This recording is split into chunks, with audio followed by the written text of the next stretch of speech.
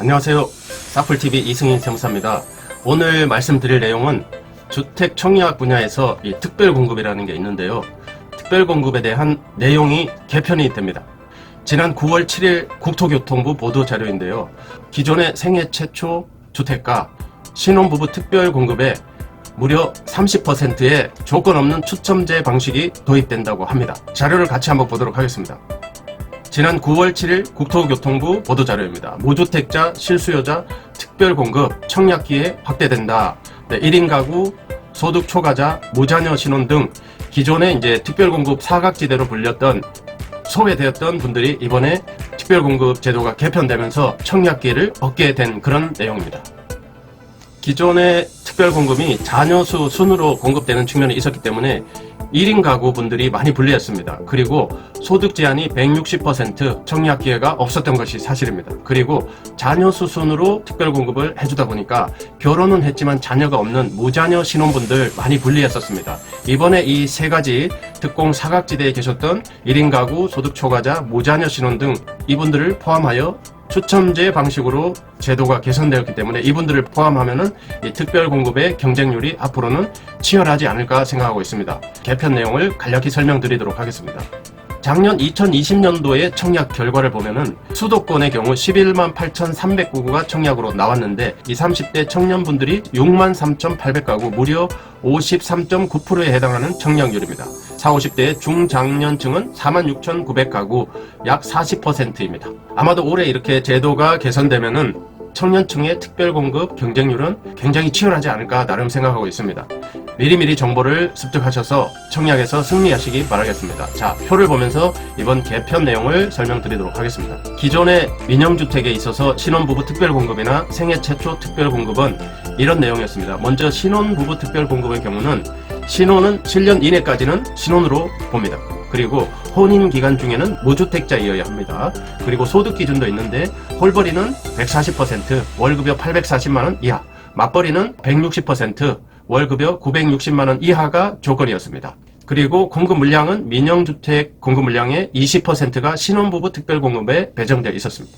그리고 생애 최초 특별공급은 무주택, 주택 소유 이력이 없으신 분들이 전제 조건이고 혼인 중이거나 유자녀 가구, 그 다음에 이제 5년 이상 소득세 납부 실적이 있어야 되고 소득 제한도 역시 최대 160%입니다.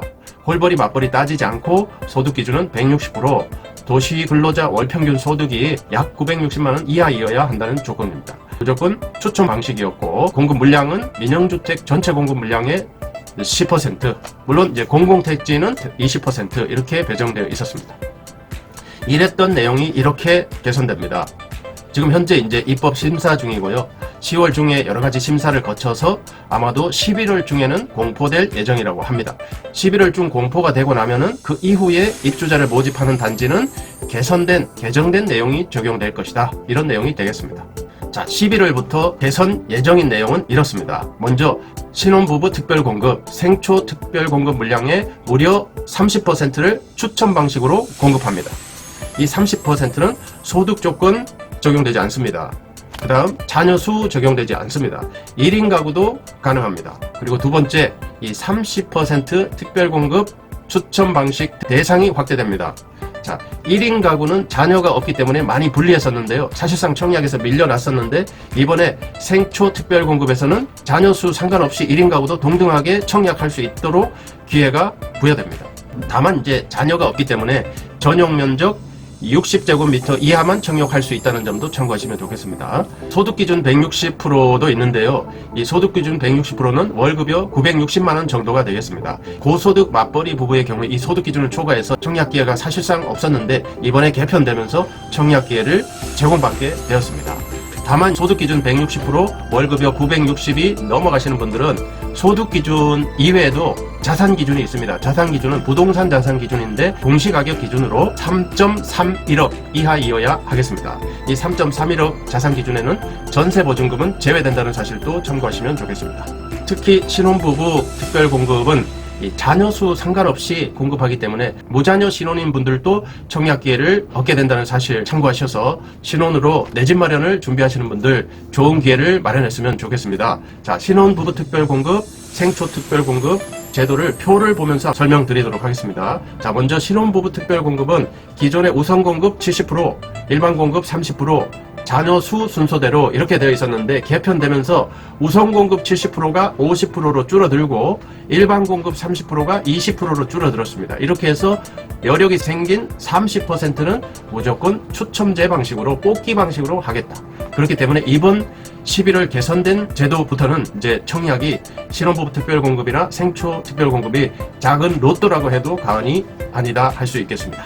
다시 한번 말씀드리지만 추첨제 방식은 소득 여건 필요 없습니다.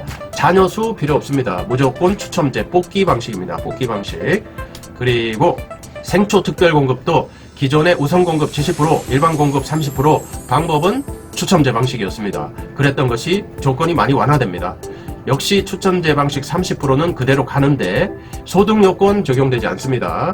추첨제 방식인데 1인 가구 가능하겠습니다. 그렇기 때문에 생초 특별공급도 도전해볼 만한 기회라고 생각됩니다. 신혼부부 특별공급, 생초 특별공급 자세한 내용은 2편, 3편에서 내용을 더 세부적으로 다룰 예정입니다.